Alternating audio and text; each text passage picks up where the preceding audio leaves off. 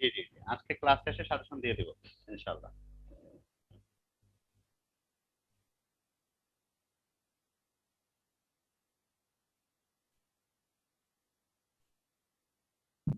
আসসালামু আলাইকুম স্যার। ওয়ালাইকুম আসসালাম। স্যার কেমন আছেন স্যার? আলহামদুলিল্লাহ, কি অবস্থা আপনার? জি স্যার, আলহামদুলিল্লাহ ভালো স্যার।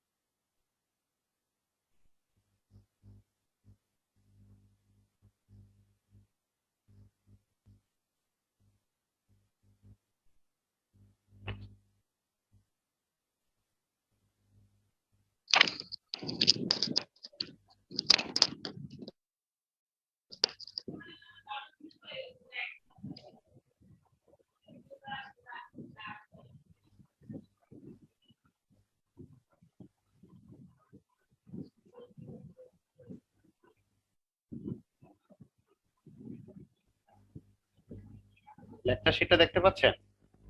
জি sir. Yes sir, yes sir. আজকে আমরা পড়বো দুইটা বিষয়, Rohingyas and their refugee status in Bangladesh. আমরা আগে যে ডেফিনেশনটা পড়েছি 1951 কনভেনশন অনুযায়ী তারা রিফিউজি হবে কিনা, বাংলাদেশ স্ট্যাটাসটা কি, refugee protection under the constitution of Bangladesh. আচ্ছা, গত ক্লাসে আমরা যে ডেফিনেশনটা পড়লাম 1951 কনভেনশনের, যেটা আমরা পড়লাম 1951 কনভেনশন অনুযায়ী কারা রিফিউজি হতে পারবে। রোহিঙ্গাদের সিচুয়েশন তো আপনারা জানেন, তাদেরকে রিফিউজি বলা যাবে কিনা রোহিঙ্গাদেরকে, সেই সিচুয়েশন অনুযায়ী 1951 কনভেনশন অনুযায়ী রিফিউজি বলা যাবে কিনা, তাদের অবস্থানটা আমরা দেখি, তারপর আপনার উত্তর দিবেন। Rohingyas and their refugee status in Bangladesh, Bangladesh status আছে কিনা সেটা জানবো, কিন্তু তার আগে আপনাদের কাছে জিজ্ঞেস করবো 1951 কনভেনশন অনুযায়ী তাদেরকে রিফিউজি বলা যায় কিনা? আসসালামু আলাইকুম। জি, কেউ কথা বলছেন? কেউ কিছু? আসসালামু আলাইকুম স্যার। ওয়ালাইকুম আসসালাম। Rohingyas is an ethnic minority group, the majority of whom are Muslim, who have lived for centuries in the majority of Myanmar. Nearly all of the Rohingya in Myanmar live in western coastal state of Rakhine and not allowed to live without government permission. রোহিঙ্গারা Rakhine স্টেটে মায়ানমারের একটা ethnic group, সংখ্যালঘু একটা group, যেখানে তাদেরকে মায়ানমারের movement করতে দেয়া হয় না, চলাচল করতে দেয়া হয় না, একটা নির্দিষ্ট জায়গায় আবদ্ধ করে রাখা হয় এবং বিভিন্ন সময়ে শুধুমাত্র রেসিয়াল বেসিসে তাদের উপর নির্যাতন চালানো হয়, অপারেশন চালানো হয়। Almost all Rohingya in Myanmar stateless, unable to obtain citizenship by birth in Myanmar. যে ডিসক্রিমিনেশন করা হয়েছে মায়ানমারে, 136টা ন্যাশনাল এথনিক গ্রুপ রয়েছে, তার মধ্যে রোহিঙ্গা হচ্ছে একটি। 1982 সালে একটি আইন করা হয়েছে, nationality law.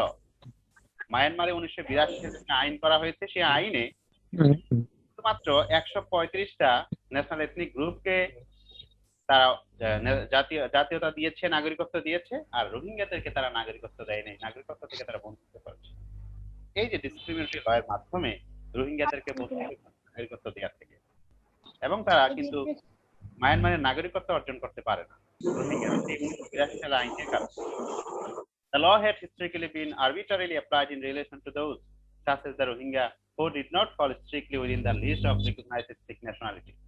Since 2012, other development, including series of proposed legislative measures, resulted in further restriction on the limited rights of the Rohingya. 1982 সালের সেই আইনের পরম্পরায় 2012 সালে আরো কিছু রেস্ট্রিকশন আরোপ করা হয়েছে। তারা কি কি করতে পারবে না, মায়ানমারে তাদেরকে তো নাগরিকত্ব দেওয়া হয়ই নেই, এবং তাদের কোন কোন অধিকারগুলো থাকবে না সেই অধিকারগুলো রেস্ট্রিক্ট করে আরো কিছু আইন করা হয়েছে। ফলে কি হয়েছে, 1978 সাল থেকে কিন্তু তাদের উপর নির্যাতন হচ্ছে, 1978 সাল থেকে নির্যাতন হচ্ছে। কিন্তু 1978 সালে নির্যাতন হলে 1982 সালে তাদেরকে নাগরিকত্ব থেকে বাদ দেওয়া হয়, নাগরিক থেকে বাদ দেওয়া হয়। 1978 সাল থেকে বিভিন্ন মেয়াদে তাদের উপর নির্যাতন করা হয়। 1978 সাল, 1991, 92, 2012, 2015, 16, 17 এই নির্যাতনের কারণে তারা বিভিন্ন রাষ্ট্রে ফোর্সফুলি তারা পলায়ন করতে সক্ষম হয়েছে, পলায়ন করতে বাধ্য হয়েছে। Okay. সেই কারণে এই যে রোহিঙ্গারা 1978 সাল থেকে 2017 সাল পর্যন্ত বাংলাদেশে এখন পর্যন্ত প্রায় 11 লাখের বেশি রোহিঙ্গা অবস্থান করছে। বাংলাদেশে প্রায় 11 লাখের বেশি। 2018 সালে 73তম জাতিসংঘের সাধারণ অ্যাসেম্বলিতে বাংলাদেশের প্রাইম মিনিস্টার শেখ হাসিনা একটা পরিসংখ্যান দিয়েছিলেন, সেখানে 1.1 million Rohingya refugees now in Bangladesh. তিনি বলেছিলেন বাংলাদেশে প্রায় 1.1 মিলিয়ন, প্রায় 11 লাখ রোহিঙ্গা বাংলাদেশে রয়েছে। আর ইউএনএসসি এর একটা হিসাব হচ্ছে 2017 সালের 25শে আগস্ট পর্যন্ত বাংলাদেশের রোহিঙ্গার সংখ্যা হচ্ছে 7,23,000, যারা মায়ানমার থেকে পলায়ন করে বাংলাদেশে এসেছে। এখন তাদেরকে এই যে বললাম এথনিক মাইনরিটি গ্রুপ, শুধুমাত্র রিলিজিয়ন এবং রেসিয়াল ইস্যুর উপর ভিত্তি করে, রেস এবং রিলিজনের উপর ভিত্তি করে এই রোহিঙ্গা জনগোষ্ঠীকে মায়ানমার নাগরিকত্ব দিচ্ছে না এবং বিভিন্ন রকম রেস্ট্রিকশন আরোপ করছে এবং তাদের উপর বিভিন্ন রকম অত্যাচার নির্যাতন চালাচ্ছে এবং গণহত্যা চালাচ্ছে। সেই কারণে তারা অন্য রাষ্ট্রে পলায়ন করছে। তো 1951 যে কনভেনশন আছে, সেই কনভেনশন অনুযায়ী তারা রোহিঙ্গা স্ট্যাটাস পেতে পারে কিনা, কেউ একজন বলবেন তারা 1951 কনভেনশন অনুযায়ী তারা রোহিঙ্গা স্ট্যাটাস পেতে পারে কিনা? মানে স্যার 1951 কনভেনশনের যে ডেফিনেশন দেয়া আছে আর্টিকেল 1 এ, সেটা মনে আছে তো নাকি? জি স্যার, আর্টিকেল 1 এ যে ডেফিনেশন দেয়া আছে সেটা মনে আছে তো? তো আমরা বলেছিলাম race, religion, nationality and religion social গ্রুপের কোনো মেম্বার অথবা পলিটিক্যাল ওপিনিয়নের কারণে যদি তার ওয়েল জি স্যার। ফাউন্ডেড প্রসিকিউশন থাকে, তার উপর নির্যাতন হওয়ার কোনো আশঙ্কা থাকে, তাহলে সেই আশঙ্কায় যদি সে অন্য রাষ্ট্রে পলায়ন করে আশ্রয় চায়, তাকে কিন্তু রিফিউজি স্ট্যাটাস দেওয়া যাবে 1951 কনভেনশন অনুযায়ী। কিন্তু দেওয়া যাবে। বাংলাদেশে তারা রিফিউজি স্ট্যাটাস পাবে কিনা? Legal status of refugee in Bangladesh, বাংলাদেশে ইয়েস স্যার, আমরা আগেও পড়েছি বাংলাদেশ 1951 এর সিগনেটারি স্টেট না, এবং 1961 কনভেনশনের যে প্রটোকল আছে, 1996 এর যে 67 এর যে প্রটোকল, সেই প্রটোকলের বাংলাদেশ মেম্বার স্টেট অথবা সিকিউরিটি স্টেট না। তো সেই কারণে 1951 এ যে প্রভিশন গুলো আছে, সেই প্রভিশন বাংলাদেশ মানতে বাধ্য নয়। ফলে বাংলাদেশ কিন্তু যত রোহিঙ্গা এসেছে সব রোহিঙ্গা কিন্তু বাংলাদেশ 1951 কনভেনশন না মানার কারণে, 1951 কনভেনশনের মেম্বার স্টেট না হওয়ার কারণে তারা কিন্তু তাদেরকে স্ট্যাটাস দিতে বাধ্য নয়, পদমর্যাদা দিতে বাধ্য নয়। Sound Soni Akter please mute করেন। এখন 1951 কনভেনশনের মেম্বার স্টেট না হওয়া সত্ত্বেও বাংলাদেশ কেন রোহিঙ্গাদের আশ্রয় দিয়েছে এটা বলছি। তার আগে বলছি বাংলাদেশ কিন্তু 1978 সাল, 1991, 92 সালে যে রোহিঙ্গারা এসেছে তাদেরকে এক্সিকিউটিভ অর্ডারের মাধ্যমে 26,000 রোহিঙ্গাকে বাংলাদেশ রিফিউজির পদমর্যাদা দিয়েছে, স্ট্যাটাস দিয়েছে। 1978, 91, 92-তে যে রোহিঙ্গারা বাংলাদেশে এসেছিল তাদেরকে বাংলাদেশ এক্সিকিউটিভ অর্ডারের মাধ্যমে, নির্বাহী আদেশের মাধ্যমে বাংলাদেশ সরকার রিফিউজির মর্যাদা দিয়েছে। যদিও বাংলাদেশ 1951 কনভেনশন এবং 1967 এর প্রটোকলের মেম্বার না, তাছাড়াও কিন্তু রিফিউজির পদমর্যাদা তারা দিয়েছে। আবার সেম এক্সাম্পল আমরা যদি দেখি 1971 সালে বাংলাদেশে যখন স্বাধীনতা যুদ্ধ হচ্ছিল, বাংলাদেশের অনেক জনসংখ্যা কিন্তু ভারতে পলায়ন করেছিল এবং সেখানে আশ্রয় চেয়েছিল এবং সেখানে কিন্তু তারা রিফিউজির পদমর্যাদা পেয়েছে। ইন্ডিয়া কিন্তু 1951 কনভেনশন এবং 1967 প্রটোকলের মেম্বার স্টেট না। তো সেক্ষেত্রে 1951 কনভেনশন এবং 67 প্রটোকলের বিধান না মানলেও একটি রাষ্ট্র এক্সিকিউটিভ আদেশের মাধ্যমে কোন একটা মানে এই যে 1951 কনভেনশন অথবা আন্তর্জাতিক যে কাস্টমার ইন্টারন্যাশনাল ল রয়েছে, সেই লয়ের ভিত্তিতে একটি রাষ্ট্র এক্সিকিউটিভ আদেশের মাধ্যমে কোনো ব্যক্তিকে রোহিঙ্গার স্ট্যাটাস, রিফিউজি স্ট্যাটাস দিতে পারে। তাছাড়া বাংলাদেশ যেহেতু 1951 কনভেনশনের মেম্বার স্টেট নয় অথবা 67 প্রটোকলের মেম্বার স্টেট নয়, সেই ক্ষেত্রে বাংলাদেশ এক্সিকিউটিভ আদেশের মাধ্যমে আন্তর্জাতিক যে প্রিন্সিপাল গুলো আছে, কাস্টমার ইন্টারন্যাশনাল গুলো আছে, সেগুলো মেনটেন করে আদেশ দিতে পারে। সেটা বাংলাদেশের জন্য ম্যান্ডেটরি নয়। তবে বাংলাদেশ কোন কোন প্রিন্সিপাল গুলো মানতে বাধ্য, যেটা আগেও পড়েছে, নন রিফর্মা প্রিন্সিপাল। বাংলাদেশ যেহেতু নন রিফর্মা প্রিন্সিপাল, যেহেতু একটা কাস্টমার ইন্টারন্যাশনাল ল, বিশ্বের যে কোনো রাষ্ট্র সেই প্রিন্সিপালটা মেনে চলতে বাধ্য। নন রিফর্মার প্রিন্সিপালের মূল কথাই তো আমরা আগে বলেছি। নন রিফর্মার প্রিন্সিপাল মূল কথা হচ্ছে যে sex, race, religion, membership, political group অথবা ওপিনিয়নের কারণে কোনো ব্যক্তি যদি ওয়েল ফাউন্ডেড ফিয়ার অফ পারসিকিউশনের আন্ডারে থাকে, তাহলে সেই ব্যক্তি অন্য রাষ্ট্রে যদি অ্যাসাইলাম চায় তাহলে ফ্রন্টিয়ার থেকে বিতাড়িত করা যাবে না। বাংলাদেশ সেই কারণে কিন্তু নন রিফর্মার প্রিন্সিপাল মেনটেন করে কিন্তু রোহিঙ্গাদের আশ্রয় দিয়েছে।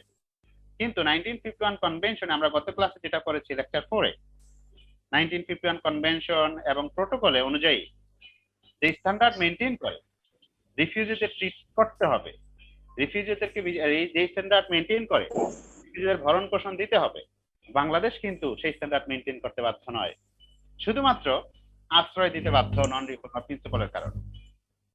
তাছাড়া universal declaration of human rights 1948 এর যে ডিক্লারেশন আছে, যতগুলো ডিক্লারেশন আছে আন্তর্জাতিক আইনের ক্ষেত্রে, ডিক্লারেশন গুলো মেম্বার স্টেট সেগুলো মেনে চলতে বাধ্য নয়। ডিক্লারেশনের যে প্রভিশন গুলো আছে সেগুলো বিশ্বের নিকট শুধুমাত্র গাইডলাইন হিসেবে কাজ করবে। গাইডলাইন, বিশ্ব যখন সেই গাইডলাইন গুলো ফলো করে নিজের রাষ্ট্রে আইন তৈরি করবে তখনই সেগুলো মেনে চলতে তারা বাধ্য, কিন্তু আদারওয়াইজ যতগুলো ডিক্লারেশন আছে ডিক্লারেশন গুলো তারা মেনে চলতে বাধ্য নয়। The UDHR, universal declaration of human rights, এই ডকুমেন্টে সর্বপ্রথম রিফিউজিদের অধিকারের কথা বলা হয়েছে, যদিও এটা ম্যান্ডেটরি না মানা, এটা গাইডলাইন হিসেবে কাজ করবে এবং এই গাইডলাইন অনুযায়ী রাষ্ট্র তার রাষ্ট্রের ভিতরে কোনো আইন তৈরি করে সেটা ম্যান্ডেটরি করতে পারে। It is pertinent to mention here that there are some provisions in the UDHR which are applicable for every human being irrespective of his location. It is clearly stated that no one shall be subject to arbitrary arrest, detention or exile. কোনো ব্যক্তিকে আরবিট্রারিলি arrest করা যাবে না, আটক করা যাবে না এবং তাকে নির্বাসিত করা যাবে না।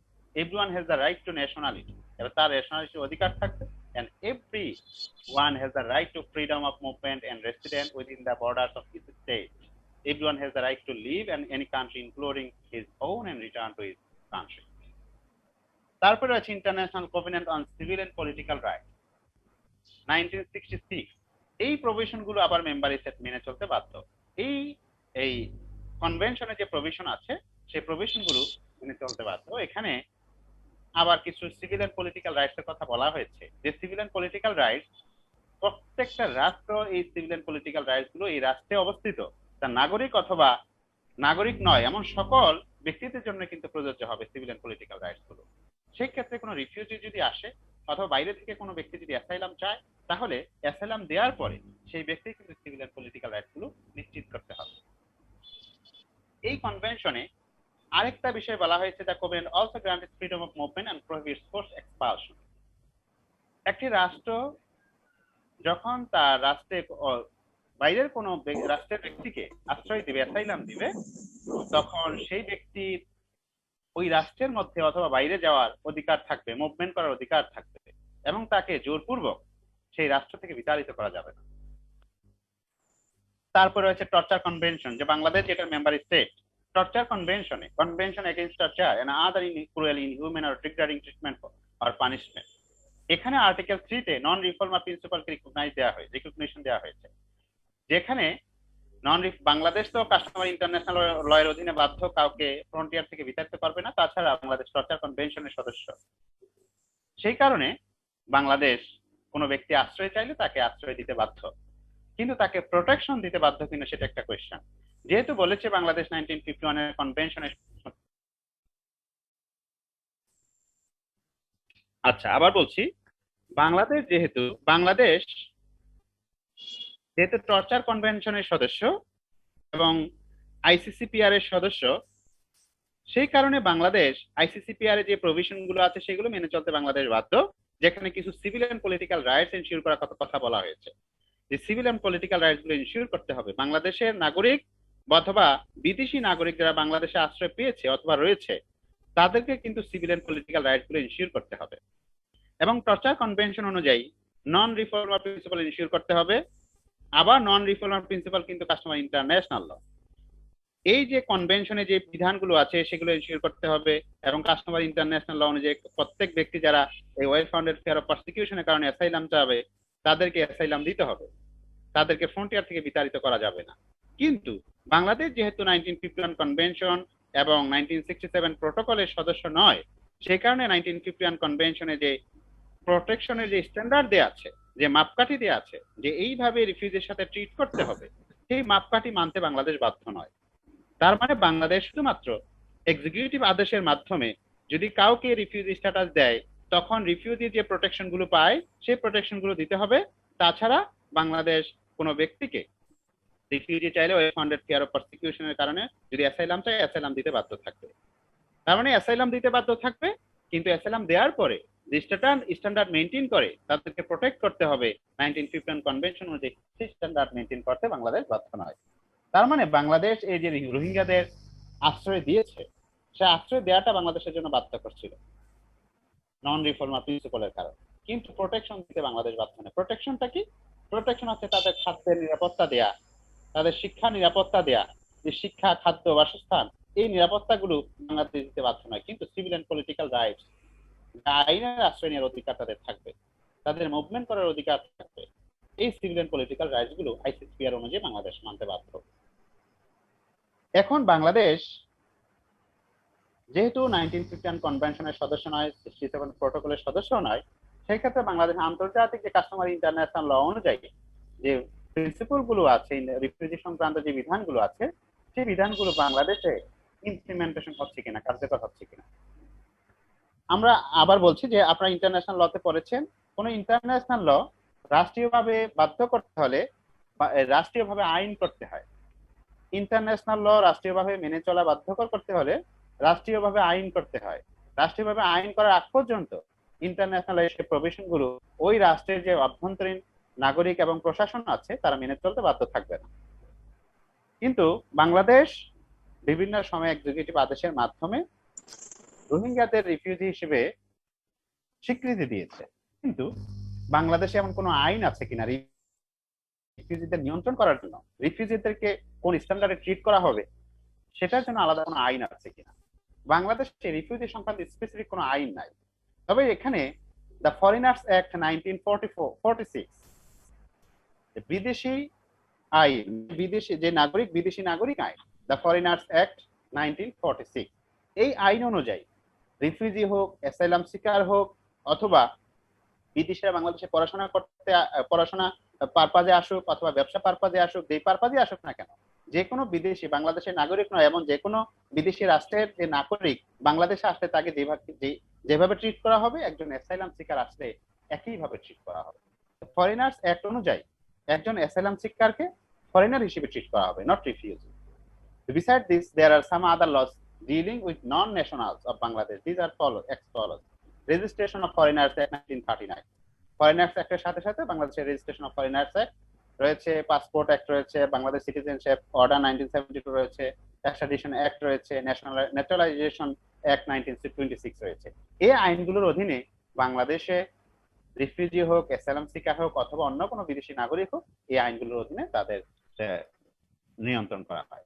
ওকে, section 2 subsection of the foreigner অ্যাক্টে বলা হয়েছে ফরেনার কাদেরকে বলা হয়? As a person who is not a citizen of Bangladesh, thus covering all refugees within its ambit as well.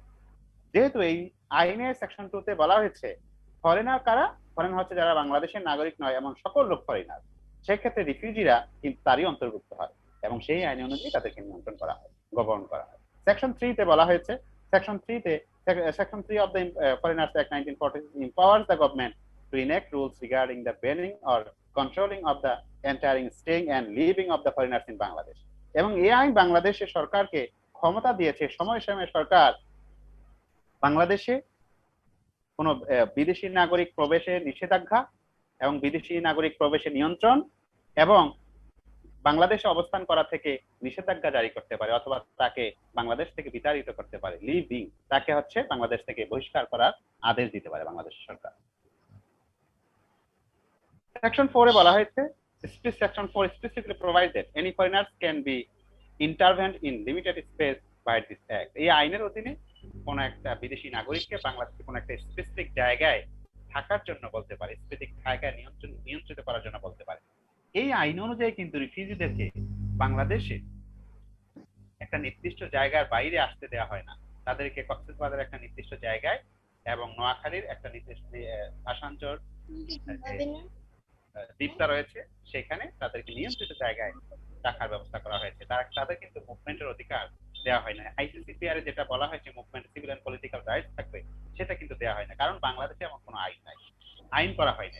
International লতে অথবা কনভেনশনে যে প্রভিশন গুলো আছে সেটা একটি রাষ্ট্রীয় আইনে মেনে চলা বাধ্যকর করতে হলে সেটা আগেও বলেছি রাষ্ট্রীয়ভাবে আইন করতে হয়। যেহেতু বাংলাদেশে এমন কোনো আইন নেই, সেই কারণে বাংলাদেশ সরকার সেটা মেনে চলতে বাধ্য না।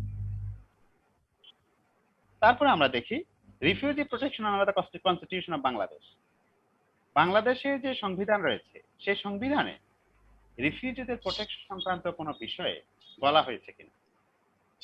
আমরা একটু আগে বলেছি নন সিটিজেন, বাংলাদেশের নাগরিক নয় এমন সকল ব্যক্তি কিন্তু ফরেনার হিসেবে তাদেরকে ট্রিট করা হবে, সে রিফিউজি হোক, অ্যাসাইলাম সিকার হোক, যেই হোক না কেন, বাংলাদেশের নাগরিক না হলে তাকে ফরেনার্স অ্যাক্ট অনুযায়ী তাকে ট্রিট করা হবে।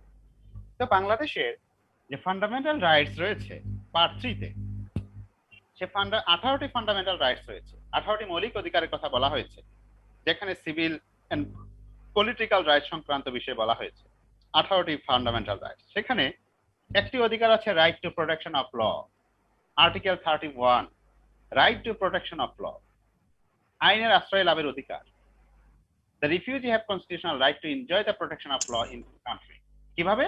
Article 31 of the Constitution has conferred the right to them।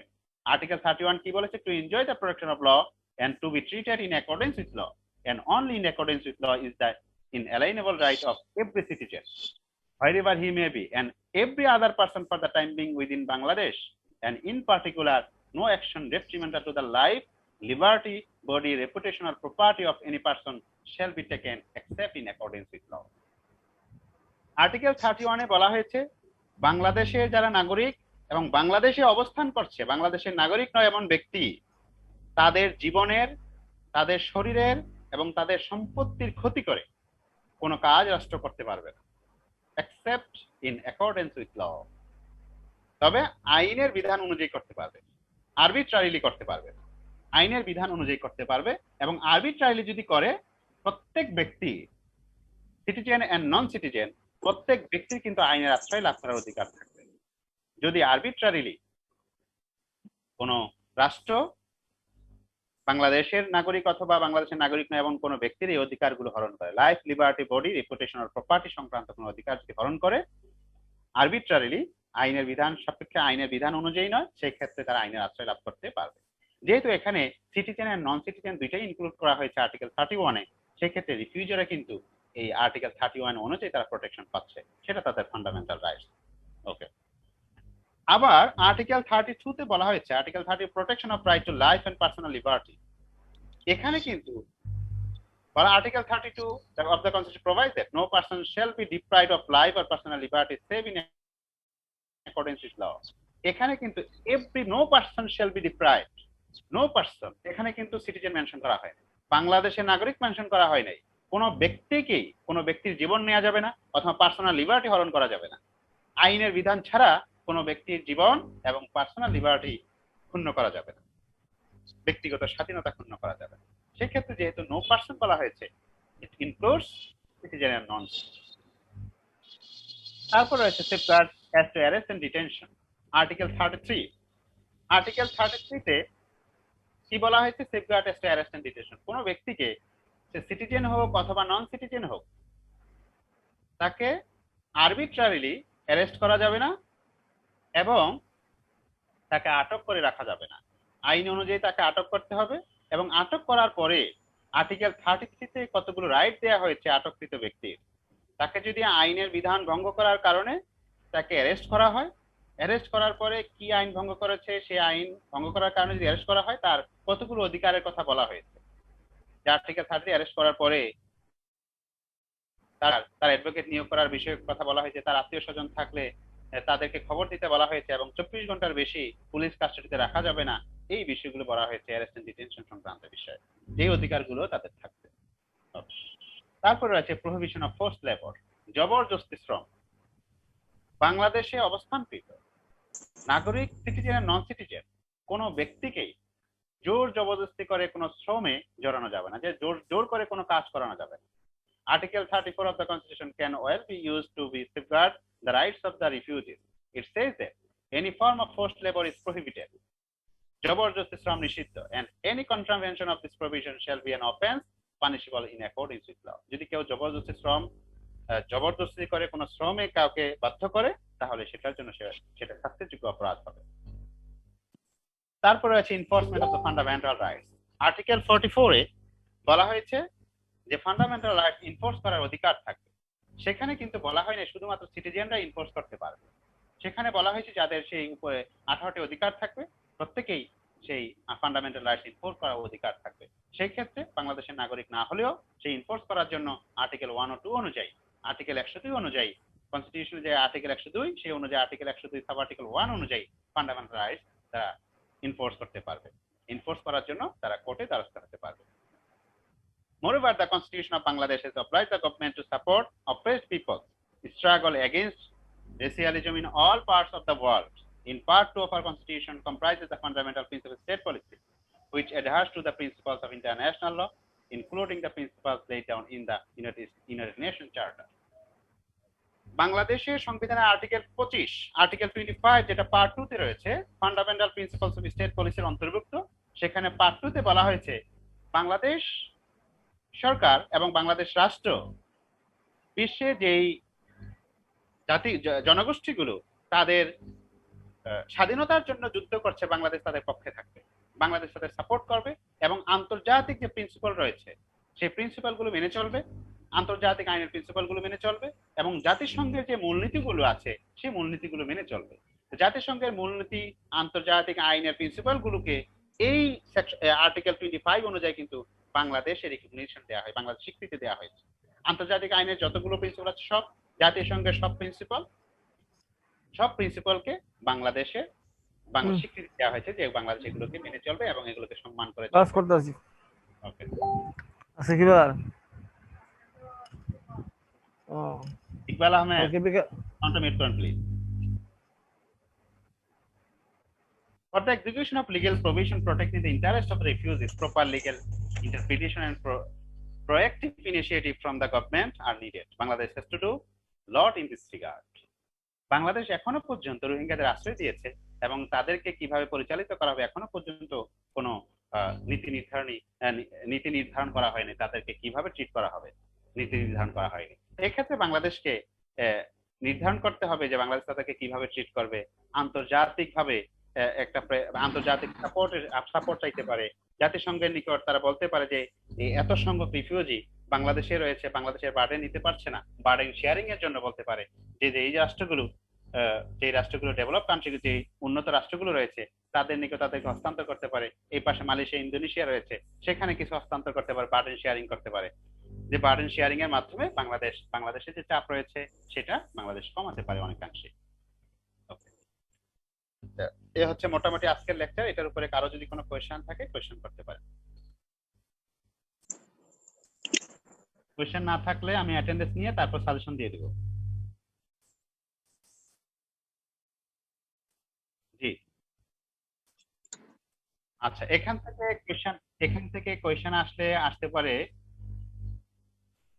যে বাংলাদেশে আইন অনুযায়ী রোহিঙ্গাদেরকে রাষ্ট্র প্রোটেকশন দিতে বাধ্য কিনা। রোহিঙ্গাদেরকে প্রোটেকশন দিতে বাধ্য হলে কতটুকু বাধ্য? সবগুলো বাধ্য যদি হয় তাহলে কতটুকু বাধ্য?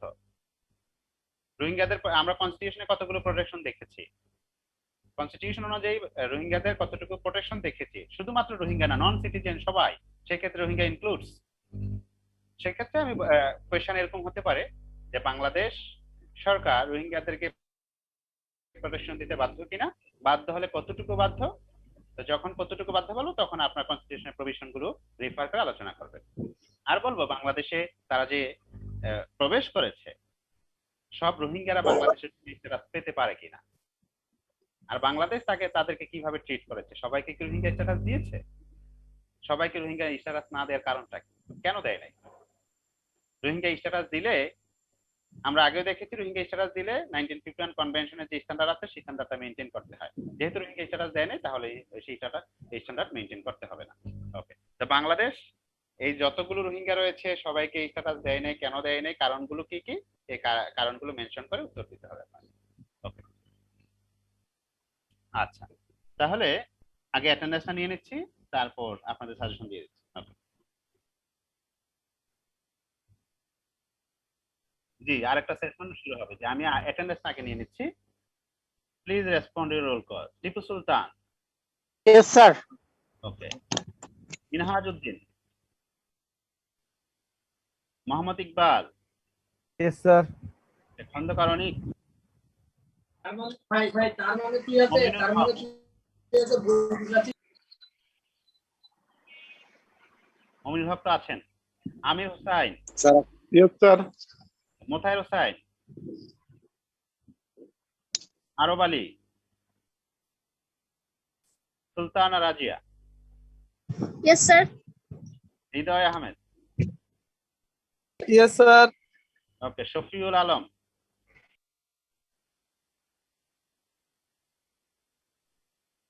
শফিউল আলমকে তো দেখতে পাচ্ছি। Yes sir. Zahirul Islam. Zahirul Islam. Rabe Akter. Rasel Molla. Yes, sir. Nahima. Sabrina. Yes, sir. Okay, Prince Noushad. Present, please. Okay, Shahjalal.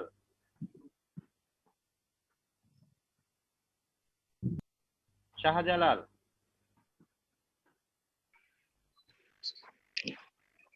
Ruma Akter. Khaleda Akter. Yes, sir. Okay, Tofazzal.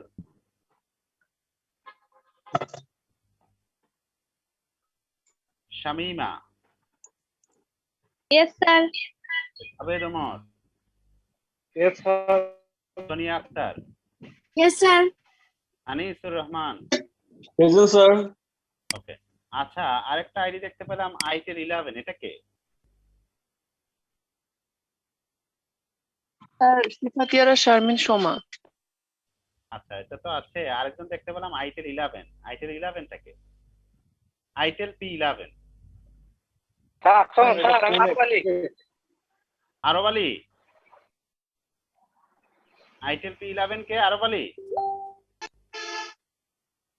Ji, Okay. sir. আচ্ছা, Sifati Ara Sharmin. Present sir. Okay, আপনি কি আজকে ফার্স্ট স্যার ক্লাস? আসুন স্যার আমি স্যার আরব আলী। আজকে ফার্স্ট। আপনি ভর্তি জি হয়েছেন স্যার কবে? আমি ভর্তি হয়েছেন স্যার কবে? আমি ভর্তি হচ্ছি এই সেশনে ভর্তি হচ্ছি ঈদের আগেই ভর্তি হচ্ছিলাম, কিন্তু আমাকে বলা হয়েছে ঈদের পরে ক্লাস হবে। ওকে, ঠিক আছে। আচ্ছা, আপনার খাতা কলম নেন, আমি সাজেশন দিয়ে দিচ্ছি। ঠিক আছে।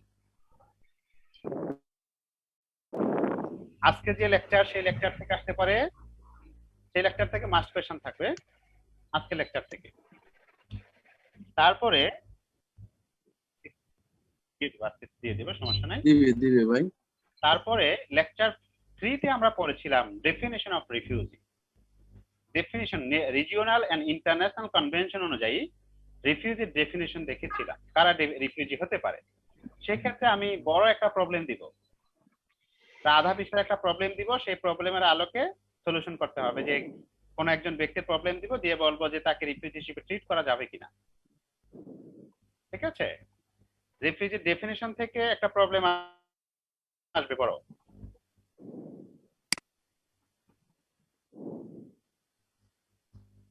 এবং রিফিউজি ডেফিনিশন 1951 যে কনভেনশনের যে ডেফিনিশনটা আছে আর্টিকেল 1 এ বি সি, সেখানে এক্সক্লুশন ক্লজ যে কাদেরকে বাদ দেওয়া হয়েছে সেটা একটু ভালো করে দেখবেন।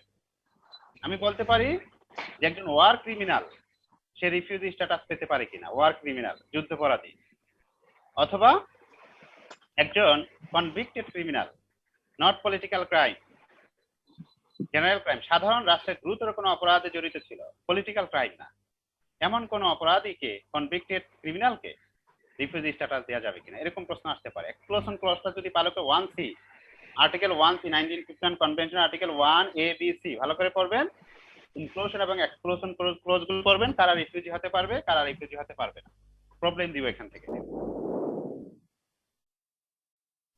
তাহলে গেল দুইটা।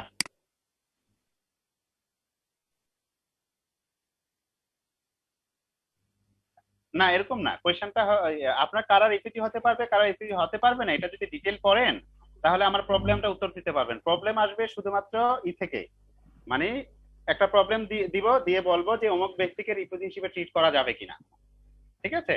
অথবা বলবো এই যে এ দিয়ে বলবো যে একটা ঘটনা দিয়ে বলবো অমুক ব্যক্তিকে রিফিউজি ট্রিট করা যাবে না, বি দিয়ে বলবো যে একজন ওয়ার ক্রিমিনাল রিফিউজি হতে পারে কিনা, অথবা একজন convicted criminal non political crime করেছে সে রিফিউজি হতে পারবে কিনা, ঠিক আছে? একটা কোয়েশ্চেন দিব, পুরোটাই প্রবলেম থাকবে, রিফিউজি হতে পারবে কিনা এই বিষয়ে পুরোটাই প্রবলেম থাকবে, কোনো ফ্ল্যাট কোয়েশ্চেন থাকবে না, ঠিক আছে? ওকে, 2 নাম্বার গেল। 3 number,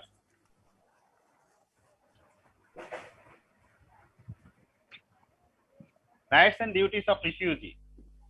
rights and duties of refugee, rights and duties, রিফিউজির কি রাইটস আছে, কি ডিউটি আছে? রিজিওনাল এন্ড ইন্টারন্যাশনাল কনভেনশন অনুযায়ী, রিজিওনাল এবং ইন্টারন্যাশনাল কনভেনশন অনুযায়ী। তারপরে আসবে non reformer principle, non reformer principle সংক্রান্ত বিষয় আসবে। এখান থেকে প্রশ্ন করতে পারি যে নন রিফর্মার প্রিন্সিপাল কেন এটা কাস্টমার ইন্টারন্যাশনাল ল, কেন এটা কাস্টমার ইন্টারন্যাশনাল ল, কেন বিশ্বের সকল রাষ্ট্র এই প্রিন্সিপালটা মেনে চলতে বাধ্য, এই প্রশ্নটা আসতে পারে। এবং নন রিফর্মার প্রিন্সিপালের রিকোয়ারমেন্ট, যে নন রিফর্মার প্রিন্সিপাল অনুযায়ী একটি রাষ্ট্র কি করবে, তার দায়িত্বটা কি, ঠিক আছে? তাহলে কয়টা হলো টোটাল? 3টা। একটা হচ্ছে আজকের বিষয়টা রোহিঙ্গা, তারপরে বলেছি ডেফিনেশন অফ রিফিউজি 2টা, তারপরে বলেছি নন রিফর্মার প্রিন্সিপাল 3টা, আরেকটা বলেছি rights and duties of refugee 4টা। জি স্যার। 4টা, ঠিক আছে? 4টা কোয়েশ্চেন আসবে, 3টা দিতে হবে। 4টা কোয়েশ্চেন আসবে, 3টা দিতে হবে, ঠিক আছে? 2 নম্বরটা স্যার আবার 2 নাম্বারটা নাম্বার প্রশ্নটা। ডেফিনেশন অফ রিফিউজি থেকে প্রবলেম দিব, এটা ম্যান্ডেটরিলি দিতেই হবে, ঠিক আছে? এটা হচ্ছে 3টার মধ্যে এটা দিতেই হবে, এটা অব্লিগেটরি কোয়েশ্চেন। 1 নাম্বারটা হচ্ছে স্যার ডেফিনেশন অফ রিফিউজি, 2 নাম্বারটা স্যার একটু। আচ্ছা ঠিক আছে, আমি আবার বলছি 1 নাম্বারটা ডেফিনেশন অফ রিফিউজি, 2 নাম্বারটা বলেছিলাম যে আজকের যে লেকচার রোহিঙ্গা, রোহিঙ্গা সংক্রান্ত বিষয়ে একটা কোয়েশ্চেন আসবে আজকের লেকচার থেকে।